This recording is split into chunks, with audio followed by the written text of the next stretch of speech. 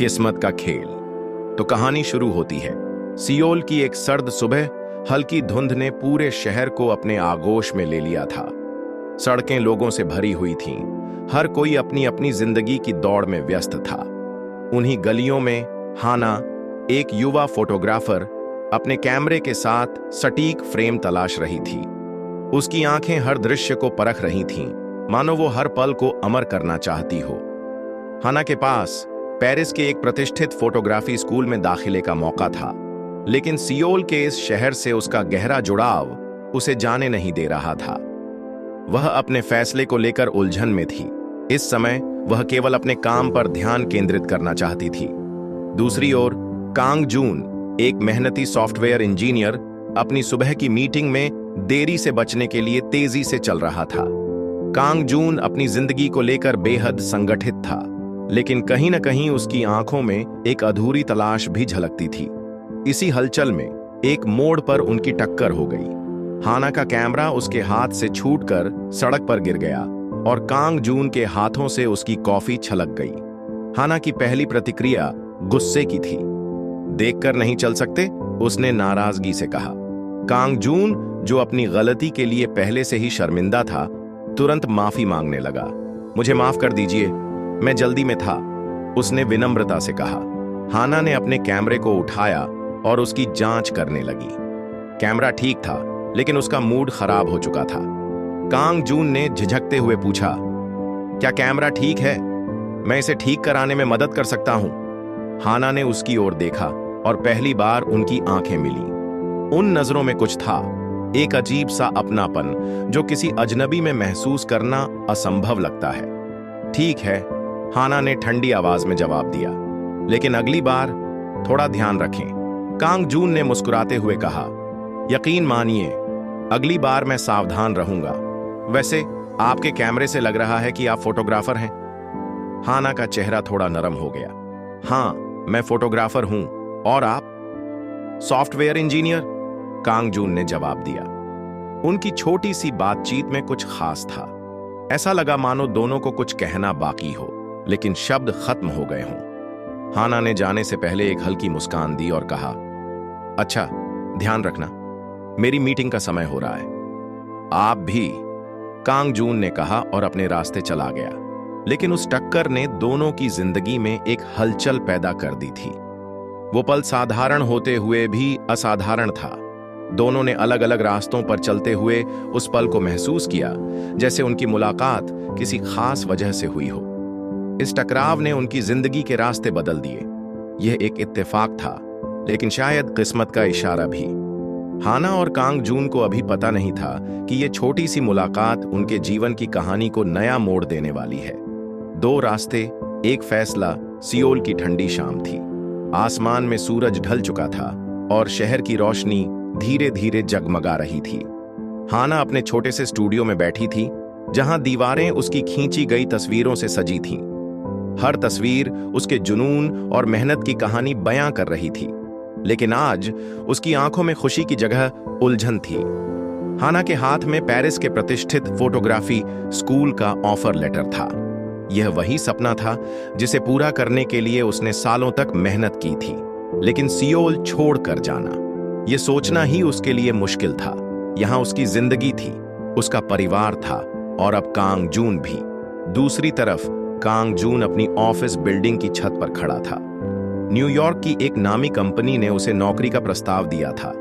वह जानता था कि यह उसकी करियर के लिए एक बड़ा अवसर है, लेकिन सियोल छोड़ने का मतलब सिर्फ नौकरी नहीं छोड़ना था, बल्कि वह सब कुछ छोड़ना था जो उसे प्रिय था।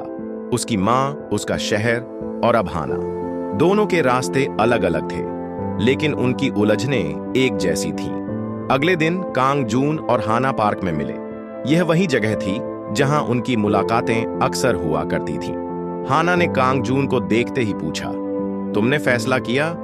कांग जून ने गहरी सांस लेते हुए कहा, नहीं। और तुमने? हाना ने चुपचाप अपने ऑफर लेटर को देखा और कहा, यह मेरा सपना है, लेकिन मैं इसे लेकर श्योर नहीं हूं। क्या मैं सच में सियोल छोड़ सकती हूं? कांग जून ने सिर हिलाते हुए कहा, मैं भी यही सोच रहा हूं। न्यूयॉर्क जाना मेरी जिंदगी बदल सकता है, लेकिन यहां सब कुछ छूट जाएगा। उनके बीच एक पल की चुप्पी छा गई। दोनों की आंखों में सवाल थे, लेकिन जवाब कहीं नहीं था। तभी हाना ने हल्की मुस्कान के साथ कहा, तुम्हें पता है, कुछ फैसले हमारे दिल को सुनकर लेने चाहिए। मैं हमेशा अपने सपनों के पीछे भागती रही हूं, लेकिन अब मुझे लगता है कि मेरे लिए क्या जरूरी है, यह समझना और भी महत्वपूर्ण है। कांग जून ने उसकी बात सुनी और कहा, तुम ठीक कह रही हो। मैं भी हमेशा अपने करियर को प्राथमिकता देता आया हूं, लेकिन अब लगता है कि जिंदगी सिर्फ काम करने के लिए नहीं है। हमें उन चीजों को पकड़कर रखना चाहिए जो हमारे लिए मायने रखती हैं। उनकी बातचीत ने दोनों को एक नई स्पष्टता दी। हाना ने एक गहरी सांस लेते हुए कहा, मैं पेरिस नहीं जाऊंगी। यहां रहकर भी मैं फोटोग्राफी कर सकती हूं। शायद अपने सपनों को पूरा करने का यही सही तरीका है। कांग जून ने मुस्कुराते हुए कहा, और मैं न्यूयॉर्क नहीं जा रहा।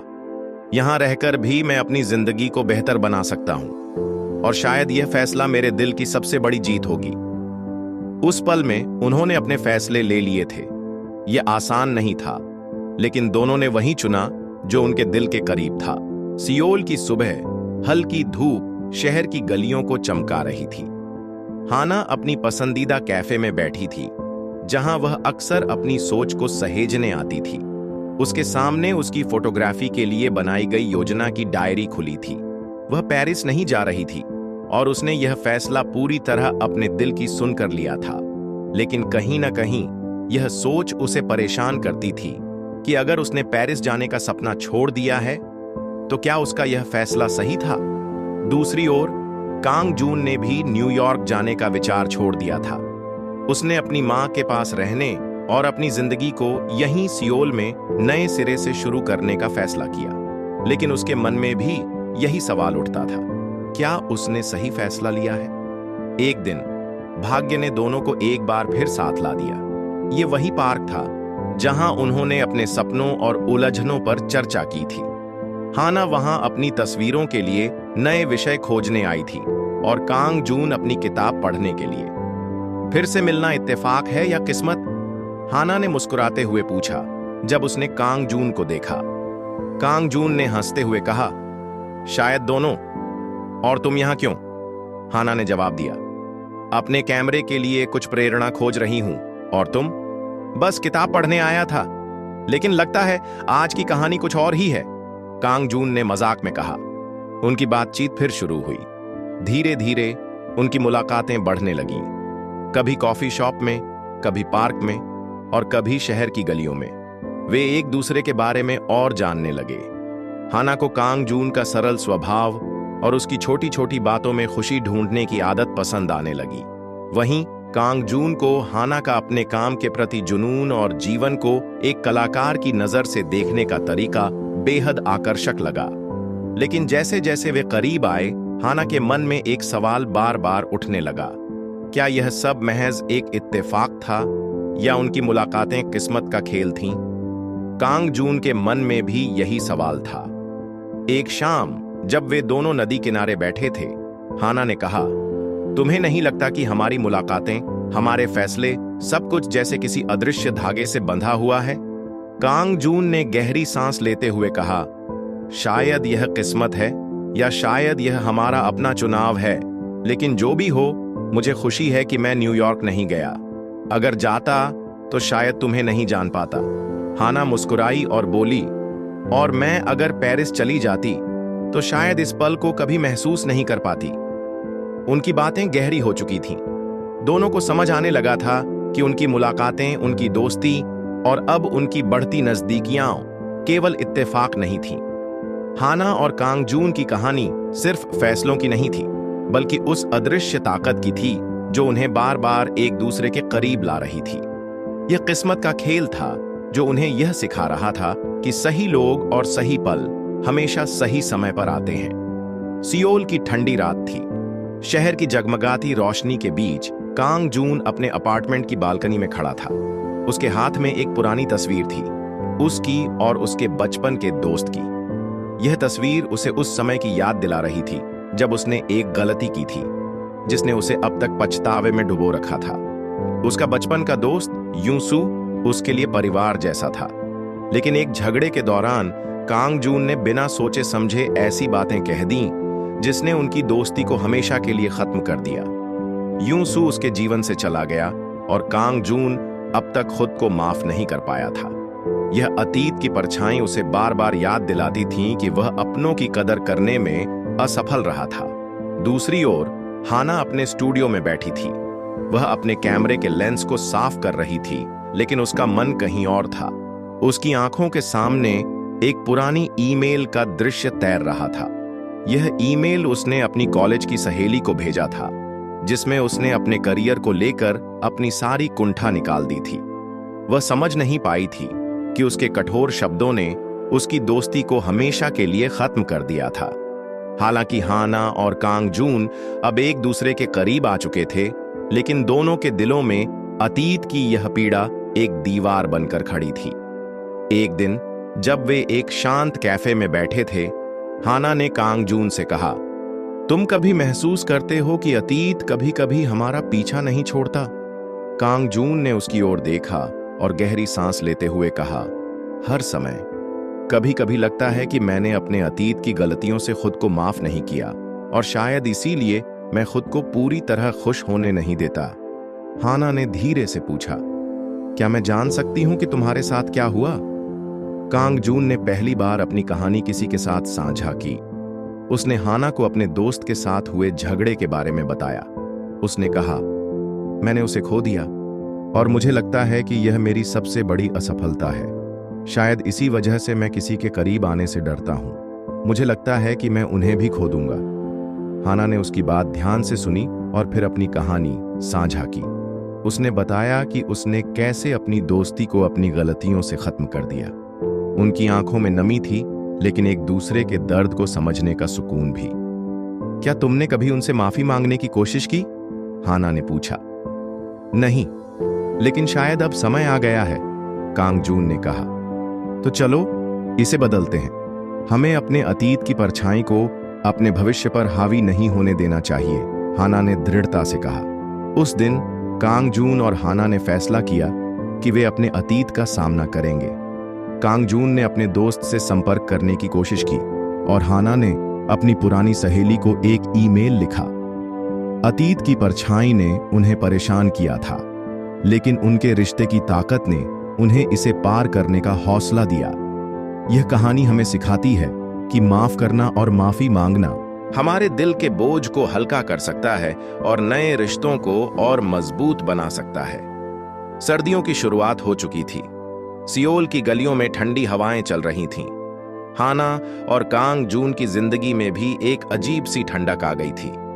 कुछ दिन पहले हुई एक गलतफहमी ने उनके रिश्ते को दरारों से भर दिया था। हाना ने अपनी नई फोटोग्राफी परियोजना पर काम शुरू किया था, जो उसके करियर के लिए बेहद अहम थी। लेकिन काम की व्यस्तता और समय की कमी के कारण वह कांग जून से मिल नहीं पा रही थी। दूसरी ओर कांग जून अपनी मां की तबीयत को लेकर परेशान था। वह कैंसर से जूझ रही थीं और कांग जून अपनी मां की देखभाल में पूरी तरह व्यस्त था। एक दिन जब वे दोनों मिलने के लिए एक कैफे में बैठे तो बातचीत में तल्खी आ गई। तुम्हारे पास कभी समय नहीं होता, कांग जून ने नाराजगी से कहा। हाना ने गहरी सांस लेते हुए कहा, मैं भी कोशिश कर रही हूं, लेकिन मेरा काम मेरे लिए बहुत महत्वपूर्ण है। मैं इसे नजरअंदाज नहीं कर सकती। और मेरी जिंदगी का हिस्सा होना, क्या वह महत्वपूर्ण नहीं? कांग जून ने पूछा। यह बहस इतनी बढ़ गई कि दोनों ने कुछ समय के लिए अलग रहने का फैसला किया। हाना ने अपने काम पर ध्यान देना शुरू किया। वह सियोल की गलियों, पहाड़ों और लोगों की तस्वीरें खींचती रही। हर तस्वीर उसके भीतर की भावनाओं का प्रतिबिंब थी। लेकिन उसके काम के बीच भी कांग जून की यादें उसे बार बार परेशान करती थीं। कांग जून ने अपनी मां के इलाज में अपना पूरा समय लगा दिया। वह हर दिन डॉक्टरों से मिलता, दवाइयों का ध्यान रखता और अपनी मां का हौसला बढ़ाता। लेकिन रात को जब वह अकेला होता तो हाना की कमी उसे महसूस होती थी। दोनों के बीच दूरियां बढ़ चुकी थीं, लेकिन उनके दिल अभी भी एक दूसरे के करीब थे। एक दिन हाना को पता चला कि कांग जून की मां की तबीयत और बिगड़ चुकी है। वह बिना कुछ सोचे सीधे अस्पताल पहुंच गई। कांग जून उसे देखकर चौंक गया। तुम यहां क्यों आई हो? उसने चुपचाप पूछा। क्योंकि मुझे लगा तुम्हें मेरी जरूरत है, हाना ने जवाब दिया। उनकी आंखें मिलीं और एक पल के लिए सारी शिकायतें गायब हो गईं। कांग जून ने कहा, मैंने सोचा था तुमने मुझे भुला दिया है। हाना ने उसकी ओर देखते हुए कहा, नहीं, मैंने बस ये सोचा कि शायद मैं तुम्हारे लिए सही नहीं हूं, लेकिन अब मुझे समझ आ गया है कि हमें एक दूसरे की जरूरत है। उनकी बातचीत के बाद वे दोनों अपनी गलत फहमियों को दूर करने में सफल रहे। कांग जून ने अपनी मां की देखभाल के साथ हाना को भी अपनी जिंदगी में शामिल किया और हाना ने यह समझा कि काम और रिश्ते में संतुलन बनाना ही सही रास्ता है। दूरियां कभी कभी रिश्तों में मजबूती लाती है अगर दिलों में प्यार हो। हाना और कांग जून ने अपनी गलत फहमियों को दूर कर लिया और उनका रिश्ता पहले से ज्यादा मजबूत हो गया। प्यार में दूरियां भी कभी कभी करीबियां बन जाती हैं। सियोल की सर्द हवाओं में कांग जून का दिल और भी भारी लग रहा था। उसकी मां, जो बीमारी से जूझ रही थीं, ने उससे एक अंतिम इच्छा जताई थी। मैं चाहती हूं कि मैं तुम्हारी शादी देख सकूं। मेरे जीते जी तुम्हें बस अपने जीवन में खुश और स्थिर देखना चाहती हूं। कांग जून अपनी मां की इस बात को ठुकरा नहीं पाया। उसने हमेशा उनके लिए फर्ज को अपनी प्राथमिकता दी थी, लेकिन यह सोचकर उसका दिल बैठा जा रहा था कि वह हाना को अपनी जिंदगी से दूर कर देगा। दूसरी तरफ हाना को जब यह खबर मिली कि कांग जून अपनी मां के कहने पर अरेंज मैरिज के लिए तैयार हो गया है, तो उसकी दुनिया जैसे रुक गई। वह यह बात समझती थी कि कांग जून अपनी मां से कितना प्यार करता है और उनके लिए किसी भी हद तक जा सकता है, लेकिन यह सच उसे अंदर से तोड़ रहा था। उसने खुद को काम में व्यस्त रखने की कोशिश की। दिन भर वह अपनी तस्वीरों और प्रोजेक्ट्स में डूबी रहती, लेकिन रात को अकेले में उसका दिल सवाल करता, क्या यह सब खत्म हो गया है? क्या वह कभी मेरा नहीं था? कुछ दिनों बाद कांग जून ने हाना से मिलने का फैसला किया। उसने उसे अपने पसंदीदा पार्क में बुलाया। हाना ने उसकी आंखों में झांकते हुए पूछा, तुमने मुझे क्यों बुलाया? कांग जून ने गहरी सांस लेते हुए कहा, मुझे तुम्हें यह बताना था कि मैं अपनी मां की आखिरी इच्छा पूरी कर रहा हूं। मैं जानता हूं कि यह तुम्हारे लिए कितना मुश्किल है, लेकिन मेरे पास और कोई रास्ता नहीं है। हाना ने अपनी भावनाओं को छिपाने की कोशिश की और एक हल्की मुस्कान के साथ कहा, मैं समझती हूं कांग जून, तुम्हारे फर्ज तुम्हारे जज्बात से ऊपर हैं। यह तुम्हारी अच्छाई ही है जो मुझे हमेशा पसंद आई। लेकिन कांग जून उसकी आंखों में छिपे दर्द को पढ़ सकता था। उसने कहा, क्या तुम मुझसे नफरत नहीं करोगी? हाना ने सिर हिलाते हुए कहा, नफरत नहीं, लेकिन हां, तुम्हें भूलना शायद आसान नहीं होगा। उनकी बातचीत के बाद दोनों ने महसूस किया कि वे एक दूसरे से दूर जा रहे हैं, लेकिन उनकी भावनाएं अब भी जिंदा थीं। कांग जून ने अपनी मां की इच्छा पूरी करने के लिए अरेंज मैरिज की तैयारी शुरू कर दी, लेकिन उसके दिल में हर समय हाना की यादें तैरती रहीं। वह जानता था कि उसकी मां सही थी, लेकिन वह यह भी जानता था कि हाना के बिना उसकी जिंदगी अधूरी रह जाएगी। हाना ने भी खुद को यह विश्वास दिलाने की कोशिश की कि वह आगे बढ़ सकती है, लेकिन हर बार जब वह कैमरे की लेंस के पीछे से दुनिया को देखती, उसे कांग जून का चेहरा याद आ जाता। फर्ज और जज्बात के बीच का संघर्ष अक्सर इंसान को ऐसी स्थिति में डाल देता है जहां सही और गलत का फैसला मुश्किल हो जाता है। कांग जून और हाना की कहानी हमें यह सिखाती है कि कभी कभी प्यार को कुर्बानी देनी पड़ती है, लेकिन इसका मतलब यह नहीं है कि वह खत्म हो जाता है। जज्बात और फर्ज दोनों ही जिंदगी का हिस्सा हैं, और इनके बीच संतुलन ढूंढना सबसे बड़ी चुनौती है। सियोल की गलियों में पहले जैसी रौनक थी, लेकिन हाना और कांग जून की जिंदगी में सन्नाटा छा गया था। कुछ महीनों से दोनों ने एक दूसरे से बात नहीं की थी। उनके बीच संवाद का खत्म होना जैसे उनकी जिंदगी से रोशनी के चले जाने जैसा था। हाना ने खुद को पूरी तरह अपने फोटोग्राफी करियर में डुबो दिया। वह दिन रात नई परियोजनाओं पर काम करती, सियोल की हर गली और हर चेहरे को अपने कैमरे में कैद करने की कोशिश करती, लेकिन हर तस्वीर में उसे अधूरापन महसूस होता। उसके लेंस के पीछे से दुनिया खूबसूरत तो लगती, लेकिन उसका अपना दिल खाली था। कांग जून ने भी खुद को अपने काम में व्यस्त कर लिया था। वह अपनी मां की सेहत का ख्याल रखने और अपने ऑफिस के प्रोजेक्ट्स को संभालने में लगा रहा। लेकिन जब रात होती तो उसके पास हाना की यादों के सिवा कुछ नहीं होता। उसकी आंखों के सामने वो पल बार बार आते जब उन्होंने साथ में सियोल की गलियों में घूमते हुए हंसी खुशी के पल बिताए थे।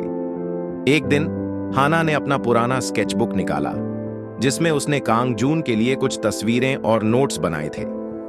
हर पन्ना उसे उनके साथ बिताए लम्हों की याद दिला रहा था। उसने एक गहरी सांस ली और खुद से कहा, शायद मैं उसे कभी भूल नहीं पाऊंगी। दूसरी ओर कांग जून अपनी अलमारी से एक पुरानी घड़ी निकाल रहा था जो हाना ने उसे उनके पहले क्रिसमस पर दी थी। वह उस घड़ी को देखकर मुस्कुराया, लेकिन उसकी आंखें नम थीं। उसने खुद से कहा, क्या वह भी मुझे याद करती होगी जैसे मैं उसे करता हूं? दोनों ने अपने दिलों में एक दूसरे के लिए प्यार महसूस किया, लेकिन उन्हें यह समझ नहीं आ रहा था कि इसे व्यक्त कैसे करें। हाना ने कई बार अपने फोन को उठाया, कांग जून का नंबर डायल किया, लेकिन हर बार कॉल करने से पहले फोन रख दिया। उसे डर था कि कांग जून अब उसकी जिंदगी का हिस्सा नहीं रहना चाहता। कांग जून भी बार बार अपने फोन की स्क्रीन पर हाना का नाम देखता, लेकिन उसे लगता था कि शायद हाना आगे बढ़ चुकी है। वक्त गुजरता गया, लेकिन उनके दिलों में बिछड़ने की कसक हमेशा रही। एक दिन हाना ने अपनी फोटोग्राफी प्रदर्शनी के लिए एक तस्वीर तैयार की। वह तस्वीर उन दोनों के साथ बिताए आखिरी पल की थी, एक शांत झील के किनारे जहां दोनों ने एक दूसरे से अपनी भावनाओं का इजहार किया था। उसने वह तस्वीर प्रदर्शनी में सबसे प्रमुख जगह पर लगाई। कांग जून उस प्रदर्शनी में आया क्योंकि उसे हाना के काम के बारे में पता चला था। जब उसने वह तस्वीर देखी तो उसके कदम ठहर गए। उसके दिल ने एक बार फिर से हाना के लिए धड़कना शुरू कर दिया। हाना ने उसे देखा और उनकी आंखें मिली। वह पल ऐसा था जैसे वक्त थम गया हो। बिछड़ने की कसक ने दोनों के दिलों को जुदा नहीं किया था। प्यार में दूरियां आ सकती हैं, लेकिन सच्चे जज्बात हर दूरी को मिटाने की ताकत रखते हैं। हाना और कांग जून के दिल अभी भी एक दूसरे के लिए धड़क रहे थे और शायद यह उनकी नई शुरुआत का पहला कदम था। सर्दियों की एक हल्की धूप से भरा दिन था। सियोल के एक मशहूर आर्ट गैलरी में हाना की नई फोटोग्राफी प्रदर्शनी का आयोजन किया गया था। गैलरी के दीवारों पर हाना की खींची तस्वीरें सजी थीं, जो जिंदगी के छोटे छोटे लम्हों को खूबसूरती से बयां कर रही थीं। हाना ने अपनी पूरी मेहनत इस प्रदर्शनी में लगाई थी, लेकिन उसके चेहरे पर हल्की बेचैनी साफ झलक रही थी। हर तस्वीर में उसने अपने दिल की बात छुपाई थी, खासकर उस तस्वीर में जो उसने कांग जून के साथ बिताए एक खास पल की याद में खींची थी। गैलरी के एक कोने में कांग जून खड़ा था। वह थोड़ी देर पहले ही वहां पहुंचा था। जैसे ही उसकी नजर उस तस्वीर पर पड़ी, उसके कदम वहीं रुक गए। यह तस्वीर उसी झील की थी जहां उसने और हाना ने साथ बैठकर सपने देखे थे। तस्वीर में झील का शांत पानी, पेड़ों की परछाई और एक खाली बेंच, सब कुछ वैसा ही था जैसा उसने याद किया था। उसका दिल तेजी से धड़कने लगा। वह समझ गया कि यह तस्वीर सिर्फ एक दृश्य नहीं, बल्कि उनके अधूरे प्यार की कहानी थी। हाना ने अचानक कांग जून को देखा। उनके बीच कुछ पल के लिए खामोशी छा गई। उनकी आंखें मिलीं और वह खामोशी सब कुछ कह रही थी। हाना का दिल उस पुराने एहसास से भर गया जो उसने इतने समय से दबा रखा था। कांग जून ने आखिरकार हिम्मत जुटाई और हाना की तरफ बढ़ा। हाना, उसने धीमे से कहा। हाना ने धीरे धीरे सिर उठाया। तुम यहां कैसे? कांग जून ने मुस्कुराते हुए कहा। तुम्हारे काम को देखने आया हूं, लेकिन लगता है यहां सिर्फ तुम्हारा काम नहीं, बल्कि तुम्हारी यादें भी हैं। हाना ने उस तस्वीर की ओर देखा और कहा, यह बस एक पल था जिसे मैं कभी भूल नहीं पाई। कांग जून ने गहरी सांस ली। हाना, मैं जानता हूं कि मैंने तुम्हें बहुत दर्द दिया, लेकिन सच यह है कि मैं तुम्हें कभी भूल नहीं पाया। मैं तुमसे दूर रहकर भी हर पल तुम्हारे बारे में सोचता रहा। हाना की आंखें नम हो गईं। उसने कहा, मैंने भी कोशिश की कांग जून, लेकिन तुम्हारी यादें हर बार मेरे काम में, मेरे लम्हों में लौट आती हैं। कांग जून ने उसके हाथ थाम लिए। अगर किस्मत ने हमें आज यहां फिर से मिलाया है, तो क्या हम इसे दूसरा मौका नहीं दे सकते? मुझे पता है मैंने बहुत गलतियां की हैं, लेकिन मैं तुम्हें फिर से खोना नहीं चाहता। हाना कुछ देर तक चुप रही, फिर उसने हल्की मुस्कान के साथ कहा, शायद यही हमारे रिश्ते का नया मोड़ है। उस दिन हाना और कांग जून ने अपने पुराने दर्द और गलत फहमियों को पीछे छोड़कर एक नई शुरुआत का फैसला किया। उनकी मुलाकात ने यह साबित कर दिया कि सच्चा प्यार वक्त, दूरी और मुश्किलों के बावजूद लौटकर आ सकता है। यह उनका नया अध्याय था, जहां दोनों ने एक दूसरे को फिर से अपनाने का फैसला किया। सर्दियों की एक खुशनुमा सुबह थी। सियोल की गलियां हल्की बर्फ से ढकी हुई थीं और ठंडी हवा में एक खास ताजगी थी। हाना अपनी पहली बड़ी फोटोग्राफी प्रदर्शनी के लिए तैयार हो रही थी। यह उसकी जिंदगी का सबसे खास दिन था। सालों की मेहनत और संघर्ष के बाद वह अपनी कला को दुनिया के सामने प्रस्तुत कर रही थी। कांग जून, जो लंबे समय से हाना से दूर था, इस प्रदर्शनी की खबर सुनकर वहां पहुंचने का फैसला करता है। उसने इस मौके को अपने और हाना के रिश्ते के लिए आखिरी उम्मीद के रूप में देखा। प्रदर्शनी शुरू होती है। दीवारों पर हाना की खींची हुई तस्वीरें लटकी हुई थीं और हर तस्वीर के पीछे एक कहानी थी। दर्शक तस्वीरों की तारीफ कर रहे थे, लेकिन हाना की नजरें किसी खास को ढूंढ रही थीं। फिर अचानक दरवाजे से कांग जून अंदर आता है। उसका चेहरा थोड़ा झिझका हुआ था, लेकिन उसकी आंखों में एक दृढ़ता थी। हाना उसे देखकर ठहर गई। उसने कभी नहीं सोचा था कि वह यहां आएगा। दोनों एक दूसरे की ओर बढ़ते हैं। उनके बीच की दूरी जैसे एक पल में खत्म हो गई। प्रदर्शनी हॉल में चल रही हलचल उनके लिए रुक गई। तुम यहां क्यों आए हो? हाना ने धीमे स्वर में पूछा। उसकी आवाज में हैरानी और हल्की नाराजगी थी। कांग जून ने गहरी सांस ली और जवाब दिया, मैंने बहुत देर कर दी, लेकिन अब और देर नहीं करना चाहता। मैंने तुम्हें खो दिया था, लेकिन तुम्हें हमेशा के लिए खोने का ख्याल मुझे मार डालता है। मैं तुमसे बात करना चाहता हूं, सब कुछ साफ करना चाहता हूं। हाना का दिल तेजी से धड़क रहा था। उसने खुद को शांत रखने की कोशिश की। तुम्हें लगा कि अब आकर सब कुछ ठीक हो जाएगा? नहीं, कांग जून ने कहा, लेकिन मैं कोशिश करना चाहता हूं। मैं जानता हूं कि मैंने बहुत गलतियां की हैं। मैंने अपने कर्तव्यों और जिम्मेदारियों के बीच तुम्हारे लिए जगह नहीं बनाई, लेकिन अब मैं तुम्हें अपनी प्राथमिकता बनाना चाहता हूं। अगर तुम मुझे एक मौका दो तो मैं सब कुछ ठीक करने की कोशिश करूंगा। हाना की आंखों में आंसू आ गए। वह जानती थी कि कांग जून की बातों में सच्चाई है। उसने उससे नजरें मिलाईं और कहा, यह इतना आसान नहीं है। हम दोनों ने बहुत कुछ झेला है और मैं नहीं जानती कि मैं फिर से जोखिम उठा सकती हूं या नहीं। कांग जून ने उसके हाथ थाम लिए। मैं जानता हूं कि आसान नहीं होगा, लेकिन मैं कोशिश करूंगा। हर दिन, हर पल मैं तुम्हें फिर से भरोसा दिलाऊंगा। हाना ने कुछ देर सोचा। उसने अपने दिल की बात सुनी। ठीक है, लेकिन यह आखिरी मौका है। अगर तुमने इसे गंवाया तो मैं दोबारा तुम्हारी ओर नहीं देखूंगी। कांग जून ने मुस्कुराते हुए कहा, मैं इसे गंवाने नहीं दूंगा। प्रदर्शनी हॉल में मौजूद लोगों ने देखा कि दो दिल जो कभी बिछड़ गए थे फिर से जुड़ गए। उस दिन हाना और कांग जून ने अपनी कहानी का एक नया अध्याय लिखा। कांग जून और हाना ने अपने रिश्ते को दूसरा मौका देने का फैसला किया। इस बार वे अपने प्यार को समझदारी, विश्वास और समर्पण से निभाने के लिए प्रतिबद्ध थे। उनका सफर आसान नहीं था, लेकिन उन्होंने हर चुनौती को एक साथ पार करने की ठानी।